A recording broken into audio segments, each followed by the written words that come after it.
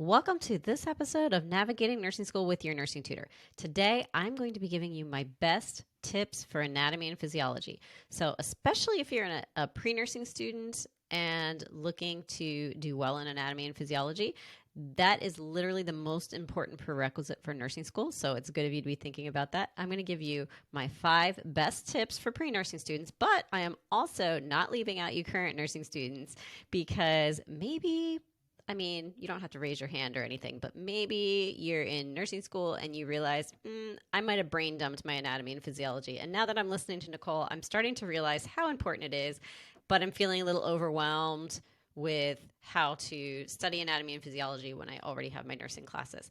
I'm also going to give you my number 1 best tip for how to review your anatomy and physiology if you're already a nursing student and you realize you're brain dumped. So no matter where you're at on your anatomy and physiology journey, I got something for you today. Now, if you do not know me yet, if this is your first time meeting me, my name is Nicole. I am a professional nursing tutor with over 15 years experience, and I help nursing students get through nursing school confidently and calmly. And I do this not by spoon feeding you information, because you've got lots of places to do that, and it doesn't help, does it? Because you still struggle on exams. That's because knowing the information doesn't get you to pass your exams, because they're actually testing you on how to think about that information on your exams. And so what I do is I tutor nursing students and teach you how to think about the nursing content. So basically, how to think like a nurse. And that's what we do. So let's talk about today, how do you study anatomy and physiology to set yourself up for success later on in nursing school if you're pre-nursing, or if you're already in nursing school, how do you review your anatomy and physiology so that it doesn't get overwhelming with your other nursing studies? Now, the first thing that you have to recognize with anatomy and physiology is that it is going to be a lot of memorization. There's just no getting around it. Okay? It's a lot of memorization. And if you hang out with me, I'm usually saying, oh, don't memorize things, understand it. But then if, we talk about nuance, then there are some things you have to memorize so that you can understand the more complex things. Anatomy and physiology is pretty much the number 1 thing that you do have to memorize in nursing school. And so because of that, you just kind of have to have that mindset. And it does take time to memorize. So you do have to spend the time memorizing. But I'm going to give you my 5 best tips to make the memorization of anatomy and physiology a lot more manageable for you. Okay. Number 1. When you're in anatomy and physiology, I always recommend that you divide and conquer. And what do I mean by that? So let's say you're taking your first semester of anatomy and physiology, and almost always the first unit is like a skeletal or something like that, right? Well, you could just look at the whole skeleton. Like, you can see my little skeleton guy back here. He's got his muscles on today, but if you're listening to the podcast, I have a little anatomy and physiology guy. It's about a foot tall that I got from Amazon. I love him. He's in almost all of my videos in my background. He holds up my Your Nursing Tutor sign.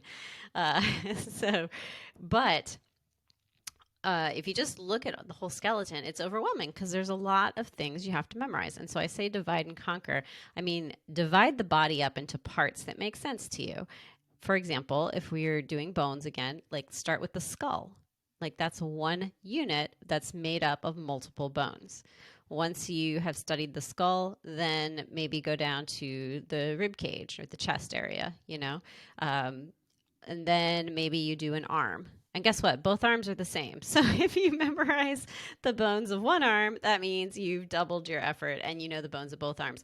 And then do the pelvis, and then do the legs, and then do the feet. And I guess, you could do the hands too. I would probably separate them from the arms.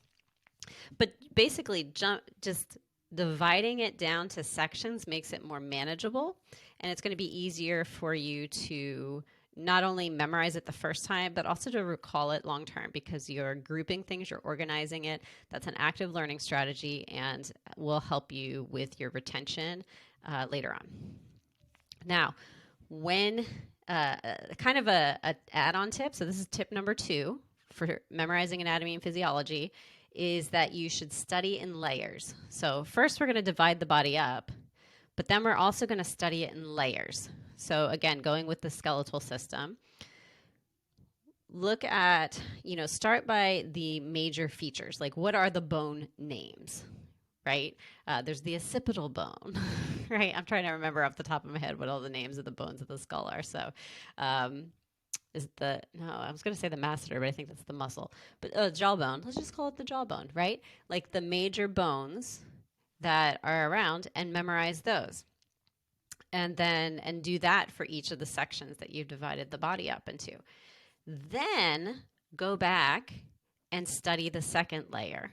And that would be specific landmarks. So on bones, this would be like, where are the fossa, the condyle, what are some other ones? Like the process, the foramen, like different landmarks that are located on the bones, but you didn't necessarily take the time to memorize on your first pass. This will also help you because as we build layers, you're building even more of what I call memory hooks. Because when you do rote memorization makes it, it tends to be a passive learning strategy, and so it does make memorization and retention and recall later on more difficult. Which is why if we can build in some more active learning strategies with the memorization, if we can memorize things in layers, then we're going to be more likely to remember it later because we are building in these different memory hooks. We're touching on the content multiple times and we're connecting it. We're connecting older information we've studied to newer information that we're now adding. And these are things that are going to help with your recall and recognition. Let's see. Okay, third tip then is now once you know kind of the different layers of the what, and you're organized so things are in different sections to make it less overwhelming, now you're going to go back and you're going to study what is the job of each part. Now with bones, you get off kind of light, okay? Bones, it is hard. It is kind of amazing to me sometimes to think about bones because we think about bones almost as an inanimate object, but they're not. They are literally one of the organs in our body, and they are constantly moving and adjusting. Like calcium and phosphorus are being added and taken out of bones to help balance our blood levels of those electrolytes. And not to mention the fact that they play a big role in the production of blood cells. So bones, even bones, they do a lot as a part of our body. But whatever you're studying, whether it's the GI system or the integumentary system or the muscles, what you get to the point now where you want to know what do they do. And often you need to get down to that kind of molecular level, like jumping back to skeletal system. What are osteoclasts? What are osteoblasts? What do they do? How do they work? What's the process for building bone or breaking down bone? And you can kind of get into that a little bit. Now, and so that's basically, you can kind of think of that as the third layer of studying each section. Fourth tip. This is kind of a general memorization tip. I'm going to tell you how I used to study anatomy and physiology when I took it as a prerequisite. But anytime you're memorizing something, doing short, frequent reviews is best. Okay, short, frequent reviews. And that doesn't mean that you only have to spend 15 minutes studying anatomy and physiology each day. Okay, but it means that you probably shouldn't spend 3 hours just trying to memorize the skull. Jump around, take breaks, and then come back to it because it gives your brain a chance to kind of rest and process what you've been trying to memorize. And then when you come back to it and pull it out again, it's basically sending a message to your brain that, hey, this information is important. We want to store it in long-term memory. And so the more times you can kind of jump back to that information and pull it out again, that's going to help your retention. One thing that I liked to do, this was my favorite way to study anatomy and physiology when I had to memorize stuff, was I would get a whiteboard, or what I actually did back then is I just put a white sheet of paper, or I think I put notebook paper in one of those clear plastic slip covers. And then I just used a dry erase marker and I would write out everything I could remember. about whatever body system that I was doing. And I would do it like in order. So for example, if I was doing the GI system, I would say, okay, you start with the mouth, you have the teeth, these are the enzymes, like all the parts, as if, I always tell people when you're studying anatomy and physiology, pretend like you have to be Miss Frizzle's substitute teacher. Do you know who Miss Frizzle is? Miss Frizzle is the teacher in the Magic School Bus, that kids' cartoon show. And she will shrink her fourth graders down to microscopic size in her Magic School Bus, and then they will, have different science adventures. And my favorite episodes are always the one where they go into the human body, of course. And so I say you have to be prepared to be Miss Frizzle's substitute teacher, which means you have to be able to give a guided tour of the body system, knowing what all the landmarks are, what order they go in, what their job is, what they do, and to be able to explain it in a way a fourth grader would understand. Because, as I always say, we explain things like you're a fourth grader, not because you're dumb, because it's easier to understand that way. So if you can explain it that way, that means that you understand it well enough to explain it that way. You can feel confident that it's going to be more likely to stick long term. So with the dry erase markers, I would just go through as if I was giving a guided tour and write out all my notes, and then I would go and I would check it. I would create a master copy, and then I could check it to my master copy, just note what I missed, if anything, erase it, do it again. Maybe I'd do that 2 or 3 times, and then I would take a break and move on to something else. Study that for a while, and that might be memorization too, but it might be a different body system. It might be a different section of the skeleton. And then after I've done that a few times, maybe I'll go back to the first one just to see how much I remember. And so that's what I mean when I say you could do short, frequent reviews. Now, tip number 5 is kind of like a bonus tip for pre-nursing students. Now, sometimes in some nursing programs, the anatomy and physiology course is part of your nursing courses, like part of your core nursing courses. I would say in most nursing programs, anatomy and physiology is considered a prerequisite course. And so, and it might be like a biology course that's open to any kind of biology student, not only nursing students. However, if you happen to be in an anatomy and physiology course that is specifically for nursing students, then they're probably going to be testing you like you're a nursing student already, which means you're going to be getting NCLEX style questions. So if that's your situation, then this bonus tip number 5, you 100% want to implement. If you are like I said, in a general anatomy and physiology class, not specifically for nursing students, then this tip number 5 really is a bonus for you that's going to start training your brain to think like a nurse even before you start your nursing classes, which is awesome. Okay. But don't kill yourself doing it. Cause like if it stresses you out, if you're not sure, don't worry. Okay. Don't stress. It's just optional. Okay. And you don't even have to do it all the time if you just do it once in a while. But here's the tip, number 5 bonus tip for studying anatomy and physiology to prepare for nursing school. And that is you can start using the silver bullet study system even for anatomy and physiology. And if you haven't heard me talk about the silver bullet study system again, it's the easy 4-step method that I developed to help nursing students study more effectively for everything you need to know in nursing school, because it mimics the way experienced nurses think so that you can think that way too. And ultimately, that's what you're being tested on. But the thing is that with anatomy and physiology, most of the information that you're studying in anatomy and physiology goes into step 1 of the silver bullet study system. So it's just memorization. And that doesn't change any of the advice I've given you today. You would basically just have to do all that memory work. But what you would then want to do is, instead of just stopping there because it's a prerequisite course, you would spend, and I would just say, just spend like 5 minutes. Don't spend a ton of time on it, but just spend like 5 minutes and go through steps 2, 3, and 4 as what I call a thought experiment. By the way, I also recommend this technique for when you're in fundamentals of nursing school too, but which is like usually one of your first semester classes. But when you're in anatomy and physiology, you'd be like, okay, well, if you're supposed to have, like if you're doing the GI system, if you're supposed to have enzymes in your saliva, that's normal step 1 stuff that you memorized. Step 2, what would happen if you did not have those enzymes, if they were not being produced for some reason? That's step 2, what's broken or changed of the Silver Bullet study system.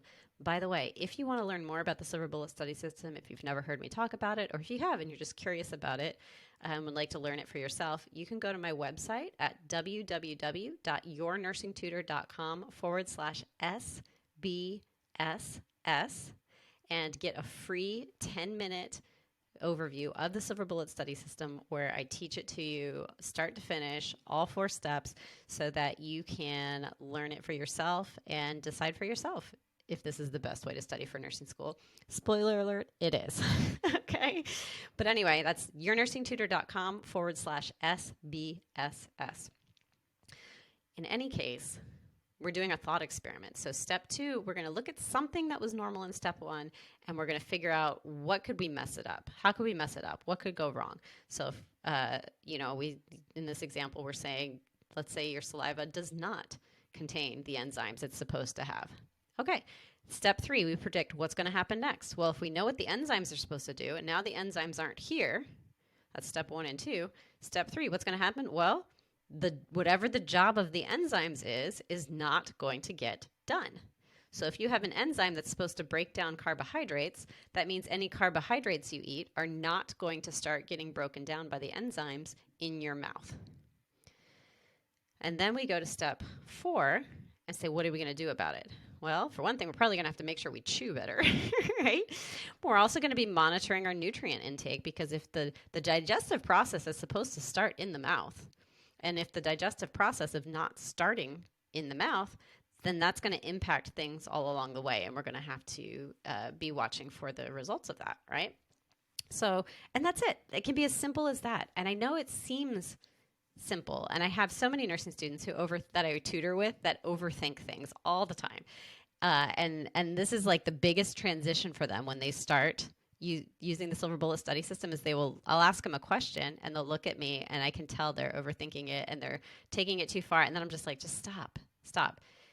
If the enzymes are supposed to do this and we don't have enzymes, what's not getting done? And then they'll hesitantly, tell me the job of the enzyme that's not getting done. I'm like, yeah, that's it. That's the answer. And they're like, really? It's that easy? I'm like, yeah, it's that easy.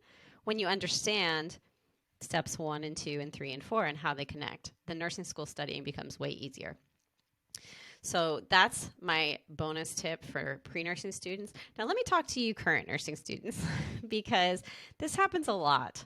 If you get into your core nursing classes, maybe you didn't know how important anatomy and physiology was going to be when you were in the class. Maybe you did, but you just didn't have time to study it. Like maybe you had to work, take care of a family, whatever. Maybe it's been 5 or 10 years since you've taken anatomy and physiology, because I work with a lot of adult learners and sometimes it's been a while since they have taken anatomy and physiology. That's fine, but we do still need to get our anatomy and physiology kind of back up to snuff, right? And now I said I was going to give you 1 tip, but I think it's technically 2 tips. It's technically 2 tips. So here's my first tip. My first tip is that if you're currently in nursing school, the first thing you have to do is you have to actually believe, like ask yourself, do you actually believe that anatomy and physiology is important to know in nursing school to do well? Because I think one of the biggest challenges is actually a mindset issue, because nursing school can be so overwhelming. When they give you so much content to study, it's easy to look at that content, see what's on your next test, and be like, I don't have time to study anatomy and physiology because there's no anatomy and physiology on my next test. I only have time to focus on what's on my next test. And and really though, I'm here to tell you, you do not have time not to study anatomy and physiology. I'm not saying only study anatomy and physiology, but we have to work it in, because if you keep not reviewing your anatomy and physiology, you will keep not doing well in your exams, no matter how hard you study for your exam. So that's the first tip, is that you really do have to believe me when I say that anatomy and physiology is the foundation of your nursing school house. And we all know what happens if you do not build a foundation for a house. You just build a house and there's no foundation. The house will stand for a little while, but on some unexpected day, maybe there's a storm, maybe just the wind blows wrong, maybe just for no seeming reason at all, the house is going to fall down. the house is going to fall down. And it's going to be the same way for you. You're going to get to a certain point where nursing school has been getting harder and harder instead of easier and easier, and your house is going to fall down. You're going to fail something, and you're not going to know what to do.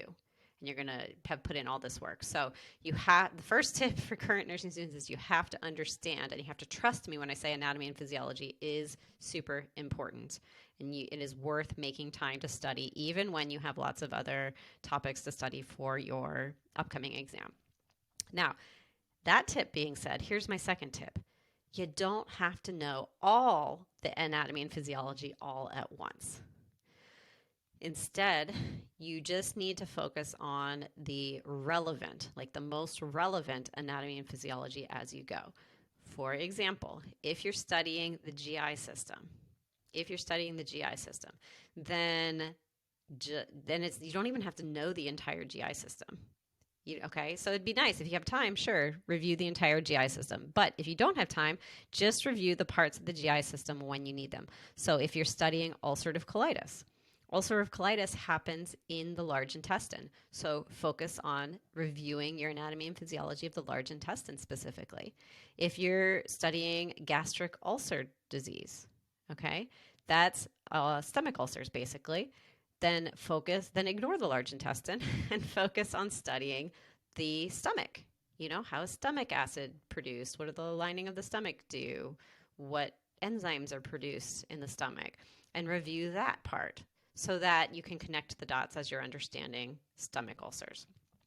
So you don't have to do everything all at once. And if you need help with your anatomy and physiology review, there's a couple of resources that I recommend. 2 are online. One is a book you can get on Amazon. So the first one is, and these are in no particular order. I love all 3 of these resources. But there is a channel on YouTube called Crash Course. You might have heard it. They have a lot of courses, but they have a Crash Course Anatomy and Physiology video series that is fantastic. Another online resource is called Science with Susanna. She is also available on YouTube, but she has her own website as well that has all of her YouTube videos. Plus, she has downloads that have like blank diagrams that you can kind of fill out as she's teaching that can help with your memorization too. So that's sciencewithsusanna.com. And then the book, let me grab it real quick and I'll show you if you're watching the video. Here it is. So here's the book. It's called, for those of you that are listening, it's Making Anatomy and Physiology Easy. Making Anatomy and Physiology Easy. And it is by Tiffany Shepley James. Okay? So I love this book because I can just tell the way that she writes is very similar to the way that I like to teach. And she focuses on what's most important without bogging you down with a lot of the details. So those are 3 great resources that you can use if you feel like you need something additional to supplement your anatomy and physiology while you are already in nursing school. They can also be good supplemental resources if you're still taking anatomy and physiology as a prerequisite course. So hopefully those tips today are going to help you out for anatomy and physiology. Remember, it is a lot of memorization, but these tips are the best ones that I have found that can really make it a little bit easier and more accessible to you. Oh, one other thing I forgot to mention too. If you study skeletal system the way that I explained, like with this layers, then when you get to things like the muscular system, it's going to be easier for you to study because the muscles, I always feel like the muscles are hard to memorize because they're all kind of mushy and squished together. And how do you know which is which? But guess what? They all attach to landmarks on the skeletal system. So if you do a good job of memorizing the skeletal system, it's going to make the muscular system easier because then when you're studying the different muscles, you can remember, oh, it attaches to this landmark. And I still remember that landmark from the skeletal system. I didn't brain dump it because I studied it well the first time. So studying this way is really great for building your foundation, even within your anatomy and physiology course. If these tips today were helpful to you, I would really, really appreciate it if you could go to Apple Podcasts and give me a 5-star review for the Navigating Nursing School podcast with your nursing tutor. It's really a good way to help other nursing students to find out about this podcast and also instructors, because instructors sometimes recommend this to their students, and that gets the word out so that we can help more and more students to get through nursing school confidently and calmly. And also don't forget about the free Silver Bullet Study System overview that you can get from my website. Just go go to yournursingtutor.com/SBSS. Put in your name and email, and I will send that to you right away for you to watch.